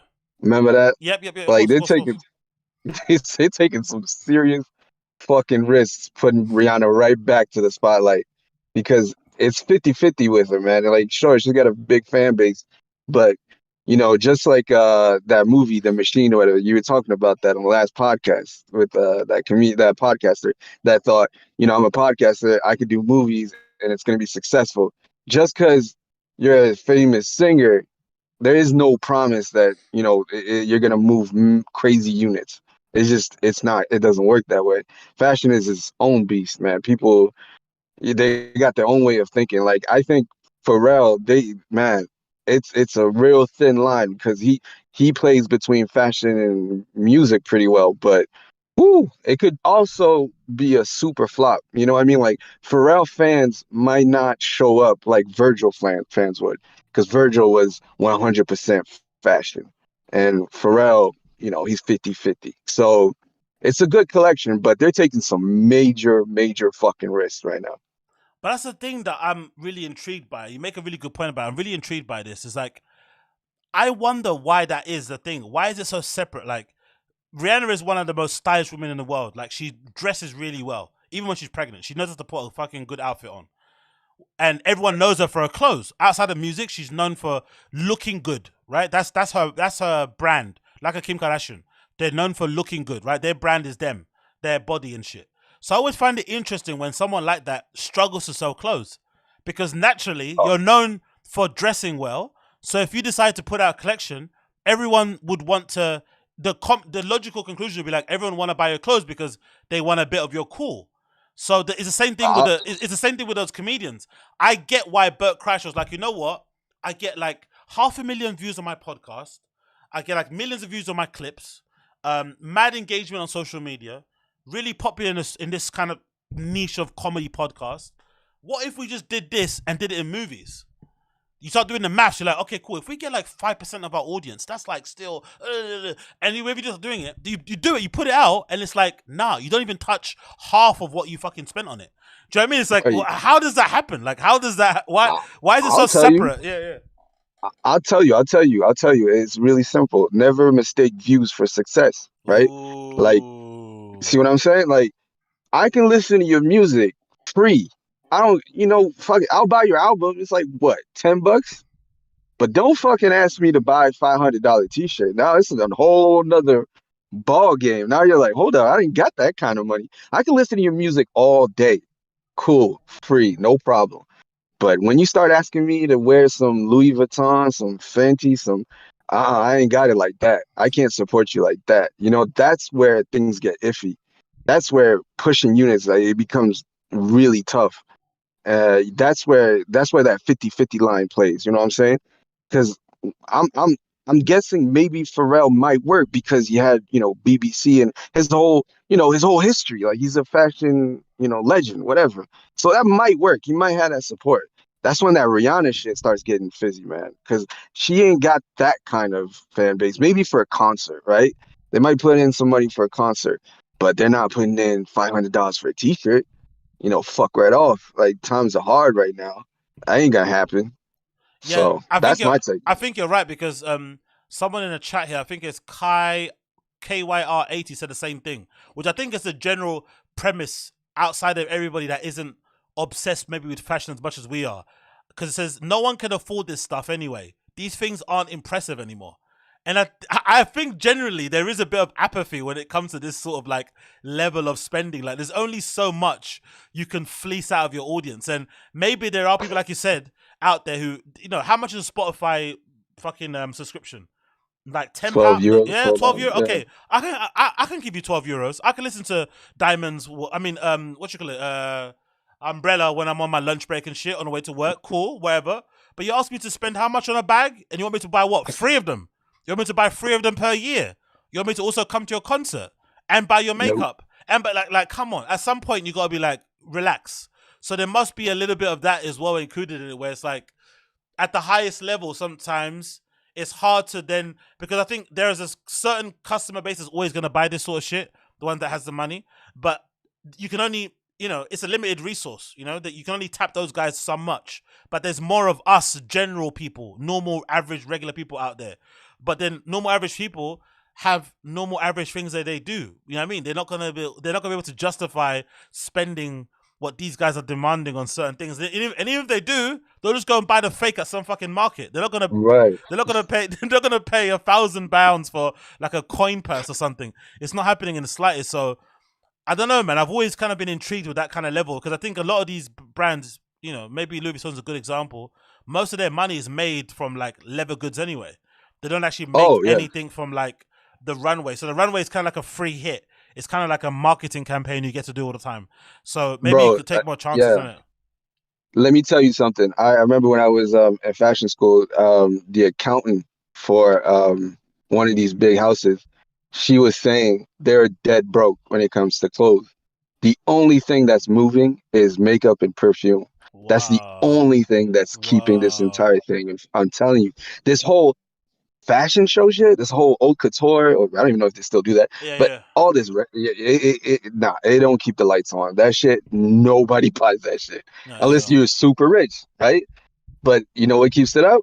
Perfume, makeup. Make people think, distract people from the reality. Like, hey, you could wear, could smell like Dior. That's not gonna cost you an arm, right? Maybe a little bit, but it's not like a fucking dress. So that's how they make their money. There's no way in hell they're moving major units and clothes and even bags. Maybe Louis Vuitton, but I don't know, man. The numbers might be really low because that shit it's a mirage, really. It's inaccessible. And I don't know if you watched the series Succession. Have you seen it? Of course. Of course, right? So you see how they dress. The super wealthy. I didn't see him wear Louis Vuitton once, bro. Not once. There's a picture going around. There's a picture going around of I think Elon Musk is in Paris now for some like tech conference. There's a picture going Oh, yep, around yep, of like yep. him with Alexander Arnault, the guy from Louis Vuitton, from LVMH, his son, his other, I don't know, all these kind of, you know, rich French aristocrat guys. You look at the picture, Right. if you didn't know who they were, you just think they're just some like, I don't know, some finance startup guys, I don't know, whatever. But the combined wealth of like all of those people was like just under $1 billion or something like that. Oh Oh no, yeah, sorry, way more, way more, way more, way more than that, right? So and they way look, you more. know, they're all just dressing like in black or like dark blue. That's all they wear. Right? There's nothing else that they fucking go on. So that's how it kind of goes. But and you'd probably think more people nowadays, they might have the odd Dior Sauvage in their fucking, you know, in their fragrance cabinet, Exactly, but in their wardrobe they just wear whatever. Do you know what I mean? Like, you know, exactly. fucking Amazon jeans, a basic Fruit of the Loom t-shirt. They don't give a fuck. So trying to get that person to go from buying Dior fragrance that their wife likes or that maybe might get them a date to then buying a Dior jumper for £700 when they could buy the same thing from fucking Boohoo Men or something or whatever else people buy for like $10 is a really big jump. No matter who's front, I don't care if it's ASAP Rocky doing the advertisement, Rihanna, Rick Ross, it doesn't matter. You know what I mean? Like, you're not gonna But get me to buy that. AZ, Yeah. let's be real though, man. When we get to that level, we're doing it at least once. Yeah, of course, of course. But I'm just saying for the average consumer, my my Oh yeah, my whole thing is just like you don't. I don't know. Maybe it's just fashion people like to spend money for the sake of it. But I couldn't think if I'm the head of LVMH, I'm not getting a massive color printed picture, which costs a lot, right? Slapping it on the side of a historic building in Paris for Louis Vuitton just to appeal to us. I want this to appeal to everybody. I want everybody to like when that collection drops to go and buy the bags. Do you know what I mean? mm, But I mm. guess they don't do it for everybody. They kind of do it for us, the small niche group of people who, when they get money, they're gonna go crazy. But I think really and truly, I would be interested as a challenge. How do I appeal to like working class people to like maybe think, you know what, I'm gonna save up 6 months worth of salary to buy a Yeah, bag. listen, Like how you know do what you I get heard? how? Yeah. You know what I heard on YouTube? This chick was explaining because I don't know if you have. Obviously, I'm sure you have, but when you step into stores like Dior and Louis Vuitton, they always look down on you. Yeah, of course, of And course, of course. of course, right? You get mad as hell. And you say, fuck these guys. I'm gonna get rich. I'm gonna buy this whole fucking store. And if you got the money, that's exactly what you do. Guess what? That's the whole point. They want to treat you like shit. They don't want to treat you well. You know, they want you to get mad and buy the whole fucking store. They're literally trained to act that way. Did you know that? Yeah, of course. And if anything, we should all be doing the Jay-Z thing. When Jay-Z was promoting what drink was it? Was it Courvoisier? I think it was Courvoisier. And that was a big thing they were flipping promoting back when he was like with Dame Dash and stuff. Right. They tried to get endorsement, and that French brand that owns it were like, nah, we don't fuck with niggas, we don't like black people, we do our own business here, we don't want to be associated with you gangbangers, like go fuck yourself. And they took it as an offense, of course, because clearly it's fucking racist as fuck, but hey. But instead of going out and buying like the whole shop out, he went and started his own thing. So I think he started like Ace of Spades, that kind of vibe, right? Or like, Yep. or if he didn't start Ace of Spades, he then did a deal with them. Okay, because they want to work with me, they want to promote they want to be part of the culture. That's what you should be doing. But the usual thing that happens with rappers, they get treated like shit in Macy's, and then they come back the next day with stacks of money and buy everything. It's like, bro, you're not like teaching them any lessons. If anything, you know what I mean? You're basically confirmed their suspicions. You know what I mean? You can treat us like shit. You're encouraging this, Like, man. What are you doing? man, like it's so like I remember. I think the last person I remember seeing it was Tory Lanez do it before he got in prison. Oh, I forgot where it man. was. I think he might have been. It might even been at Louis Vuitton. Tory Lanez. He was at somewhere, and you know he came in. You know, doing what rappers do. You know, whatever. Exactly as Joe Merrick says, "I'll show you who the money." Exactly. You treat me like shit. Come back with a fucking whole briefcase full of with fucking $100 bills. See, I Take have my money. Yeah, give me everything in the extra small. Oh no, sir! Please don't do Yeah, that. oh, yeah, exactly. Yeah. Don't buy everything. Oh, don't buy this special. And they always do that to black people too. They love black people and Middle Eastern people. We always get fleeced from designer stores because I know friends that used to do all this shit where they'll pull out something and say, "Bro, you know this bag here or this hat? This is the last one we got in the country. They didn't make many of them. They didn't, they're really expensive material to be made. The finish is really hard, so there's not many of these. There's probably only 5 left in the world.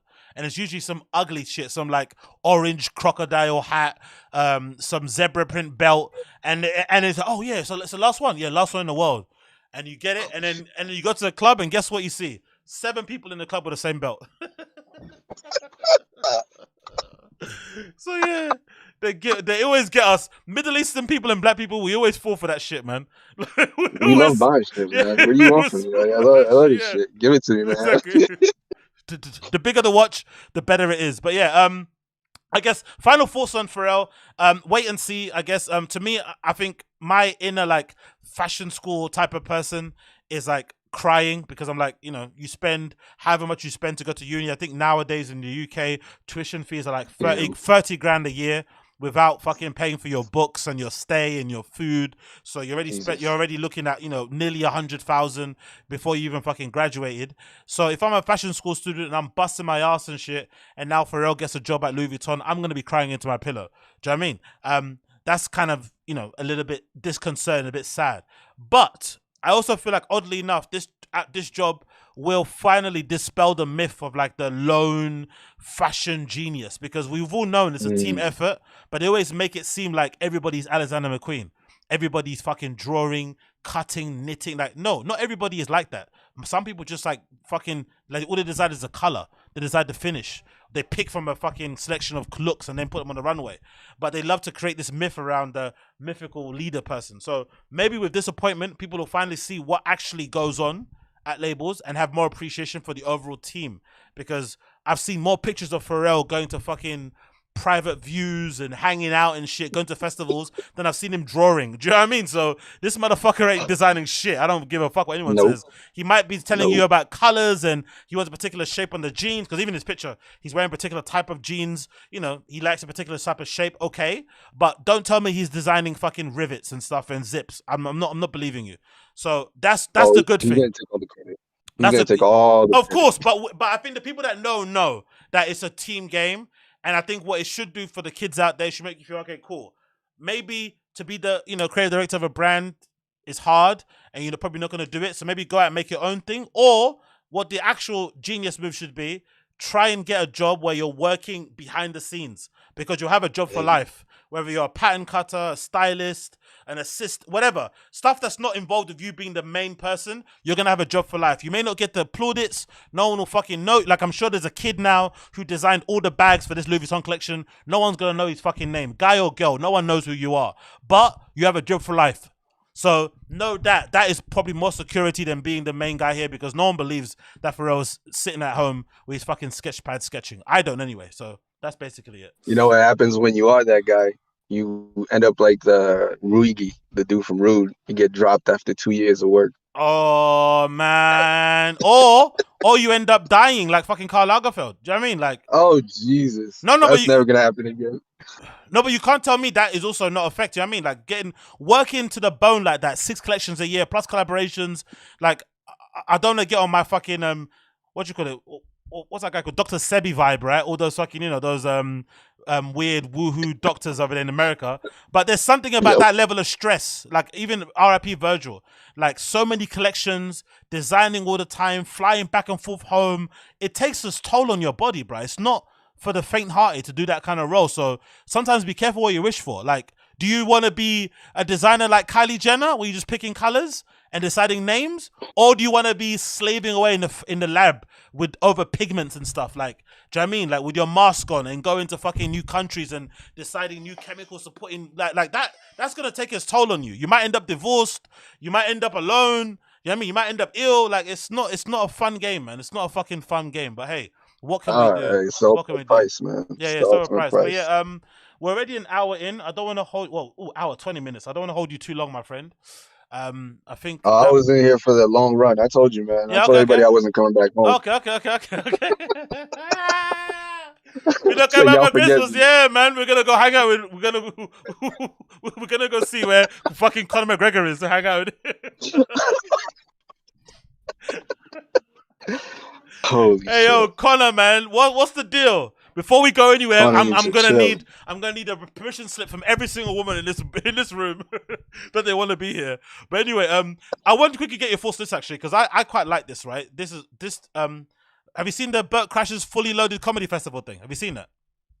I haven't seen it yet. Okay, so How is it? Burt Crash has got a comedy festival that he's going to be doing, and I was saying, I think I talked about it last stream, and I guess I was the only person that was kind of like hyped on it. Like I would go. I think because I've got that. Oh yeah, I remember this subject. Right. I've got that festival brain.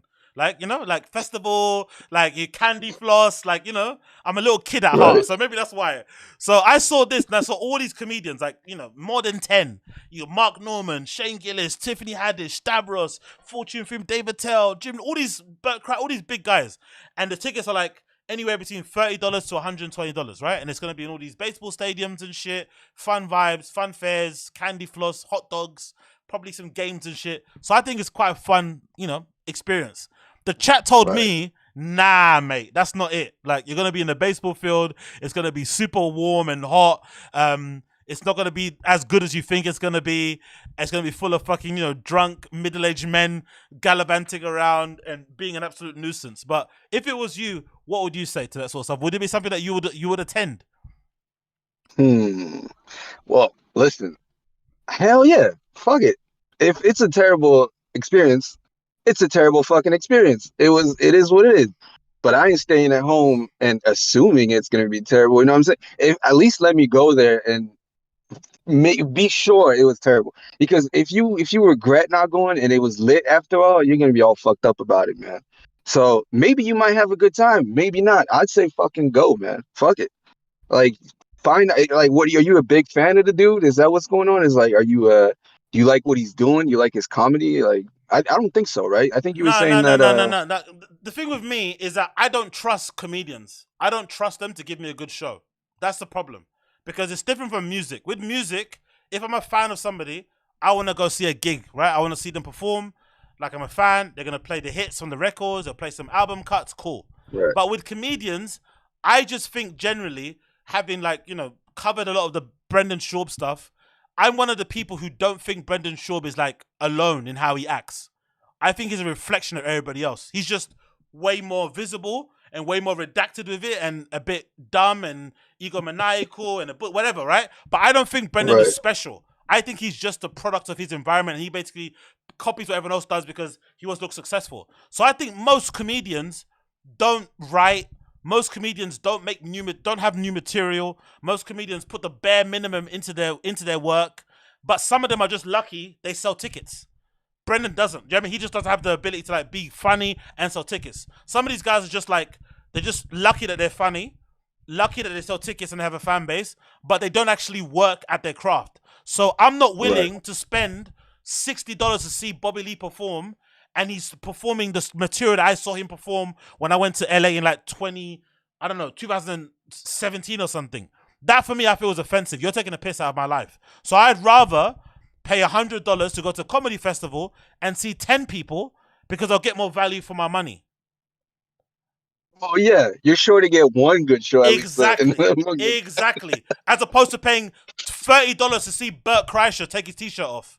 Like, I'm sorry. Jesus Christ. That's just not happening. Why would you do that? Exactly. That's the only reason why I'm saying I would do this. But I also understand for the American people out there who watch this stream, they're saying, hey, you don't actually know how horrible of an experience it is to see anything in a baseball stadium that isn't baseball. It's probably a little bit hard to make that work.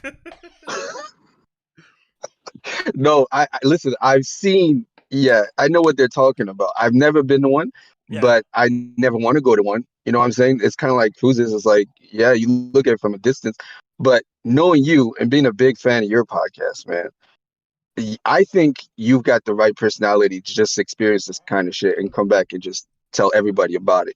It'd be like the greatest fucking story ever. Imagine what kind of stories you'd come back with, man. Imagine. It'd be amazing. It'd be legendary. Even if you had a terrible time, it'd be hilarious. You'd have so much shit to tell everybody.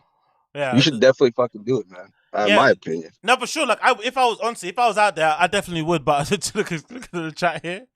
Natashki's saying, yeah, so everyone's saying it's horrendous. Natashki's saying it's horrendous. Brendan saying music works. Stabbing is, yeah. So everyone's basically agreeing that it's horrible. But I don't know. I've just got a feeling because these guys are all copycats. So when the whole Joe Rogan thing happened with his club, I was thinking, oh, you know what? I've got a feeling they're all gonna start opening their own clubs.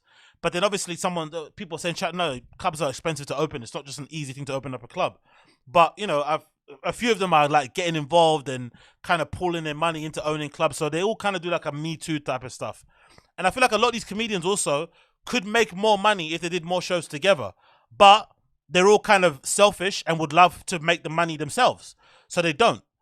But I think if these things are successful, you're going to see a lot more of these sort of like comedy festival type of like the boys go on the road type of thing.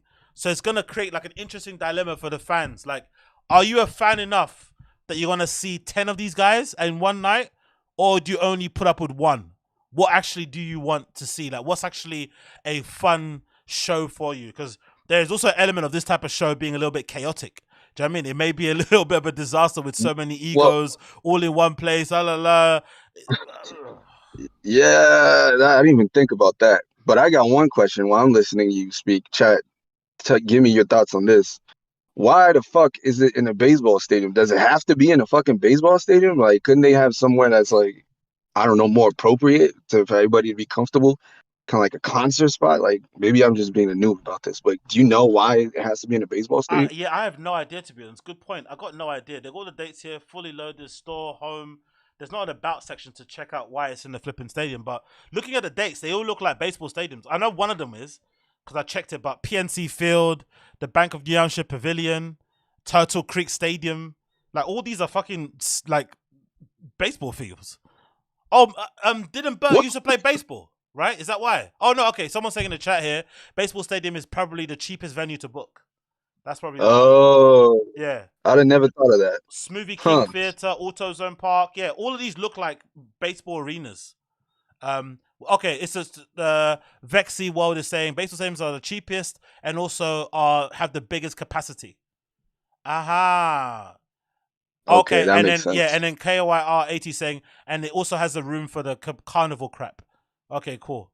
It's in the stadium because Robert Henry Poet. It's in the stadium because money. Okay, cool. Yeah, so they want to pack you guys in like sardines and make as much money as possible. And have you there like under the baking sun listening to somebody say, so me and my wife were arguing right one day about who should bring in the shopping. And I was like to her, come on woman, you heard Andrew Tate, bring the shopping in. And she said to me, it's like, oh my God.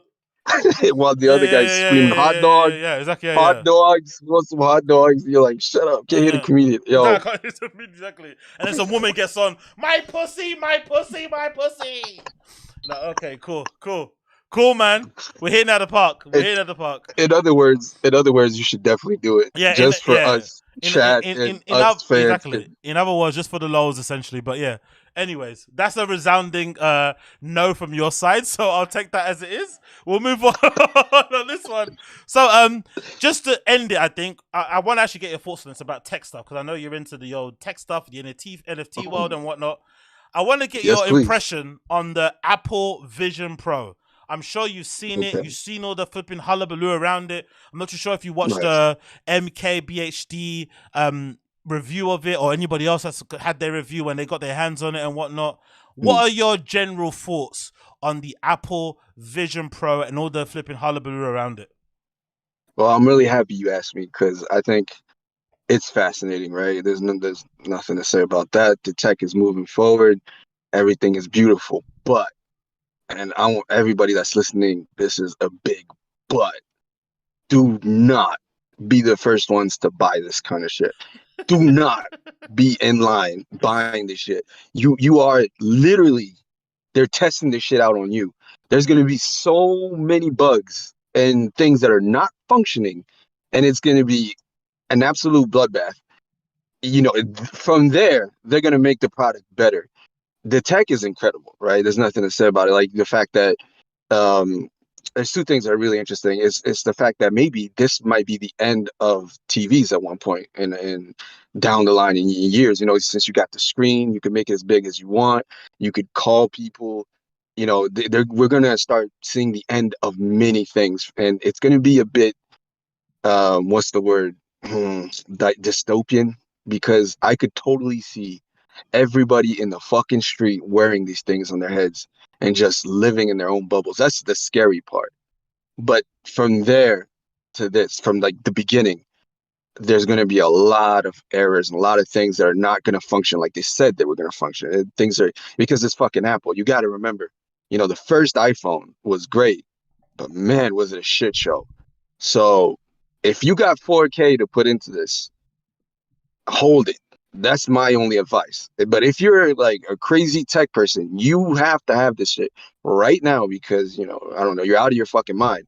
Then good luck. Because I really think it's not going to be exactly what they presented, right? I think there's going to be a lot of things to fix. The technology is way too new. But that being said, this is amazing. We're living in times where we can even imagine. Like the fact they pulled this off in itself is unbelievable, right? I mean, like who would have thought of this 20 years back? So I'm not gonna go into too much of a rant because I feel like I might talk a bit much, but I'd love to hear what you have to say about all this because this is insane. No, you're completely right. I think what you said about not being the first one to jump on it is right. I wouldn't even go more so. I wouldn't even go in the terms of like what they're testing on you. I'd just say more so in terms of getting your bang for buck, because for sure Mm, we always know Apple's first iteration is always just a little bit clunky and not really as polished as probably as it can be. A good example, as you mentioned, was the first iPhone. I think the first iPhone didn't even have copy and paste, if I'm not mistaken. The first Apple Watch, you had to have it. You had to have your phone with you to do GPS. I'm pretty sure if you were running. I remember that right, I wanted to buy it because I used to run a lot, and I remember the first edition when it came out, you had to basically have your phone with you and a watch when you went out running. And I remember when I wanted the Apple Watch, I was thinking, hold on, I want the Apple Watch to kind of replace my Garmin and my kind of running watch got, because it didn't, it's just like a regular digital watch with GPS. But I want to have the right, ability to listen to music because the Apple Watch you could like stream your fucking Spotify and shit on there. But then if they say you had to carry your phone with you, it didn't make any sense. So always the first iteration is always a little bit, there's things missing on it. And if you're going to be spending the kind of money they're asking you to spend, you'll probably be better off waiting for the second, third edition to come out, and most likely those will be they'll be way lighter, way thinner and stuff, so you can probably get more bang out of your buck for it. But in terms of like changing the experience of like watching movies and browsing the web and shit, it's definitely a game changer in that regard. Because the first time I saw it, because I don't own a TV, I'm one of those kind of freaks that doesn't have a TV, but I how do you sometimes do it? Holy project. shit. I sometimes project stuff onto a wall. I've got like a little projector thing that I buy Oh, and nice. project it onto the wall. So it's not sort of the best because you have to have a certain the wall has to be a certain way, color wise, blackout blind to kind of help it to kind of come up well on the wall. So it's not the greatest, but you can kind of get like a good cinema esque experience. But one thing I've realized over time was that people saying for Chiefs saying there's a TV tax in the UK. No, I just don't have one because I just it's just what it is. But I live in the I've hood, been paying man. that motherfucker. There's Yeah, one in France too, man. I hate exactly. that shit. I live in the Every hood. year, I man. live in the hood. If someone walked by my window and saw a TV, they'd probably smash through my house. But anyway, so I have to kind of live modestly. But one thing I've noticed with my experience when it comes to watching movies and TV shows, I find it hard to get through stuff because I'm always watching on my laptop. I don't have time to kind of just like. That's the reason why I kind of miss having a TV, because a TV you can always. It's got the single use. It's like you watch shit on it. You know what I mean? So I sometimes feel like maybe a good sort of like way to kind of get around it would be something like this with the goggles, where you kind of like Mm, you're putting the shit on your eyes. It kind of not obscures the vision, but you're kind of locked into just watching what's ever in front of you in those goggles. Obviously, it's a little bit. It can. It's not helping you be connected to people when you're watching stuff with partner, some kids, whatever. I know, but in terms of an experience of me watching a movie, like I've recently downloaded Fast and Furious 10. I've stopped and started that shit like 10 times. Do you know what I mean? I'm not even halfway through because I'll jump on my phone, open a new tab, go do something in the kitchen. You know what I mean? I'm always distracted because it's not on the TV. right. So maybe having those But goggles will let me be locked in. Maybe. You'd be surprised, man. I have a TV and I'm still doing that bullshit. I'll be Oh, really? watching a Okay, movie okay, and I'm okay, on my okay. phone. Okay. Fair. Yeah, I'll Yeah, be yeah, surprised, yeah, bro. They're yeah. like, and you realize you're not even watching the movie. And then it depends on the movie, right? Because there's a lot of shitty movies out there today. Whoo, man. Yeah, But yeah, that's the other thing my as bad. Go well. ahead, bro. Sorry, that's the other thing as well. I remember thinking about it. I was like, man, it's a bit of a shame that this is coming out when it's coming out, because I don't know if I feel like web design is like, it's a little bit boring nowadays, websites and stuff, right? There's not really a Mm. fun browsing experience that exists out there. So whatever you could use it for in terms of the pinching and the gestures and stuff doesn't really exist. What are you going to be using the goggles to read articles on New York Times? It's a bit like you're wasting the potential of what it is, right? And also TV and Right. movies aren't great anymore. So you're gonna have to be going back into the archives and watching older movies to kind of have a fun experience. But the nowadays movies, like the recent Avatar being a good example, wasn't as good as the first. John Ugh, Wick, the recent John Wick wasn't that great either. Like all these new movies ugh. that are like hyped up aren't that great. So you're buying this amazing piece of tech, that's pushing things, but the content isn't there really. The quality of the content isn't really there. So you're gonna be sitting there instead watching videos of your daughter while your daughter's right in front of you. It's it's like that's where it gets a little bit creepy. You know what I mean? It's like maybe Whoa. maybe spend some Yeah. time with your daughter instead of putting the goggles on. That's the only thing that kind of bummed me out. And watched there's a clip of some guy with these two girls, and it's like he's hanging out with his daughters while he's wearing a goggles. It's like, dude, man, like, He's taking pictures of him with his yeah, goggles. It's the weirdest fucking. Oh my god. And this is where I was saying that things get a little icky. It's where imagine you got your phone, you look at your phone, there's an action, people see you on your phone, but imagine everybody has this fucking thing on their heads. Because when I got excited about this, and I told my wife, I was like, this is crazy, look at this shit, da, da, da. She's like, yeah, that's cool, but if you wanted to watch a movie together, we can't. And I was like, exactly, oh shit. exactly, yeah. Oh, shit. So you can't share this experience with anybody else, and you're in your bubble completely. And it's a view of the future, because what's going to happen is we're going to move from having an object in our head to having it in our brains. See what I'm saying? It's going Yeah. to be a fucking Black Mirror episode. It's going to get pretty wild. The future is going to get crazy, bro. I don't want to get too much into it, take up your time, but yeah, this is we're living in super interesting times, and people are going to get more and more isolated, in my opinion. That's the funny thing you mentioned about that, not being able to watch movies together. That's the first thing also I kind of thought about, because it kind of feels like, I don't know, everything else Apple does for the most part, it feels, even though it's like, super kind of like luxury level, technology, it's still a lot of like bringing people together type of stuff, right? Whether it's the HomePod, the Mm, Mac Minis, like it's all about doing your best work to kind of inspire people, sharing pictures. I don't know. There's a lot of like kind of community, family type of affair vibes, right? Even when they present stuff, so it's like, hey man, they're doing this amazing utopian, campus. Everything's like about people connections. Then they suddenly make something that's gonna like cut you off from being connected with people, and more so, it's not something that you can share. It kind of reminds me of like back in the day when like there wasn't online gaming, and you had to go to your friend's house to play the computer game. And then sometimes back then, maybe controllers were quite expensive than they are now. So your friend only had one controller. So you have to sit there right. next to him, watching him play video And watch games, and just wait for your turn. And sometimes if the kid was a fucking piece of shit, he wouldn't let you play. He just invite you over to watch him play. So it's kind of the same sort of thing. So imagine you sitting there with your wife watching a movie, like, babe, oh my god, you should see this. And then what? You have to describe a movie you're watching through the lens, or keep annoying her. Like, it's already enough. Have you tried to, like, sometimes, I don't know, women men are weird. Have you tried to show your partner something on your phone, and you do it like 3 or 4 times? Like, hey, have you seen this? Look at this. And they get angry. Can you imagine how pissed off your partner would get if every time, oh no, babe, one sec. Let me rewind it back. You're fucking doing your little gesture. You rewind it. You take it off. You give it to her. She doesn't laugh. Okay, cool. You get it back. You're in this, and then you're fucking sweating. You got all your fucking man juice inside. She's like, I don't want to put it on my face. Just watch it. And then suddenly you're arguing. Now you're connected. beautiful evening. Awesome. Yeah, Thank you. exactly. Also, yeah. Thank you, Apple. Thank you, thank you, Tim Cook. Thank you so much. Exactly. Yeah, 4K, yeah, man. yeah. And then your kids out there, mommy and daddy are Oh, arguing. Mommy and daddy are arguing over the Vision Pro again. But yo, it's a real problem, man. I yeah. think they definitely have to fix that part because it's something that's definitely it's not gonna work for sure. And just the design of For it as sure, for well. sure. The only thing I'm a little bit disappointed to end this bit is just the design of it. Like, it looks like an iPhone wrapped around to make it look like a goggle.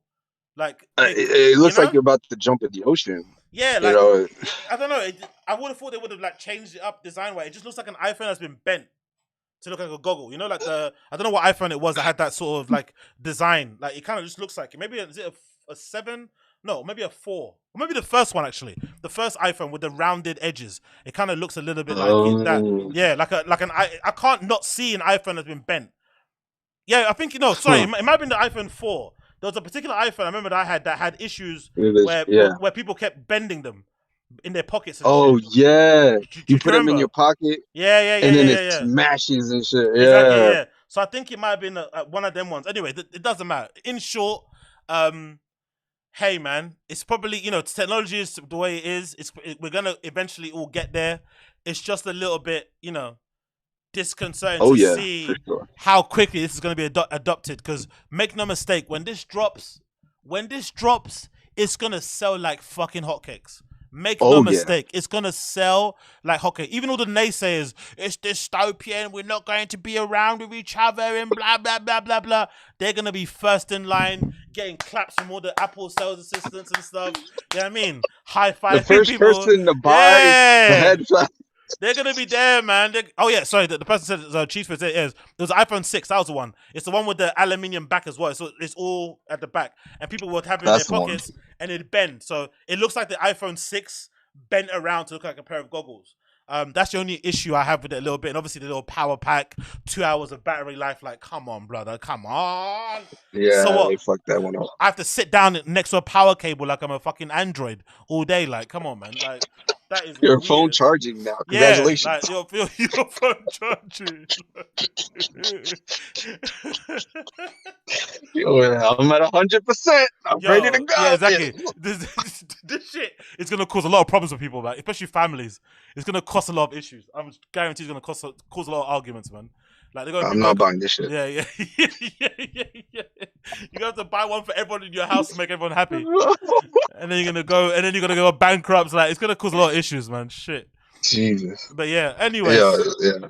Let's leave that there as it is. But yeah, that's all the list of stuff that I've got actually to talk about. To be fair, I've finished all my list. Oh, that was awesome. But yeah, so That I was amazing. don't want to hold you too long, my friend. Oh, I'm telling you, I'm here all night, man. I'm good, bro. You're here all night, baby. I'm following you, man. My wife is gonna be pissed. It's gonna be fucking hell, but whatever. It's fine. Yeah, It's cool, man. all you need to do is make sure you don't do the Conor McGregor technique. You go out, you buy some roses, a couple of chocolates. What do you mean? Shit. She does it on me, bro. It's the other way around. Yeah, exactly. She said that I'm the one that's abused. Me. I need help. Yeah, I'm the one that got smacked. Yeah, exactly. Shit. But yeah, you know how it is, man. You know how it is.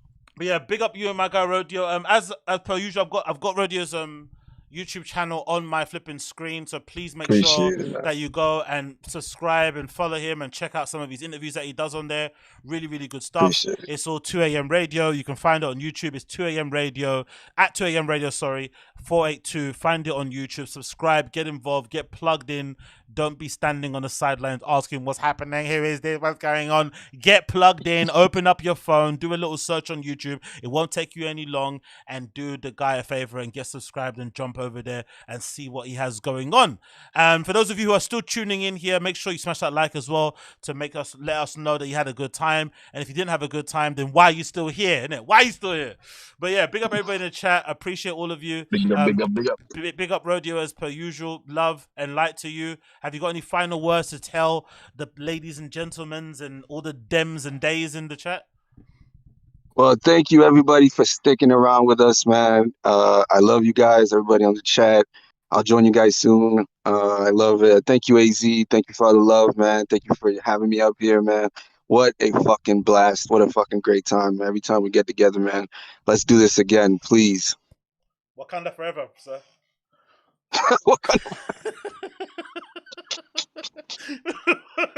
Wakanda forever. I'm doing the sign right now, bro. Yeah, of course. Good. Yeah, you know the vibes, man. That it lives on, You know the man. vibe. We were kings. Of course. We were kings. Anyway, let's leave it there. Take care, everybody. Be safe. Love and light. Enjoy. Peace. Peace out. Take care.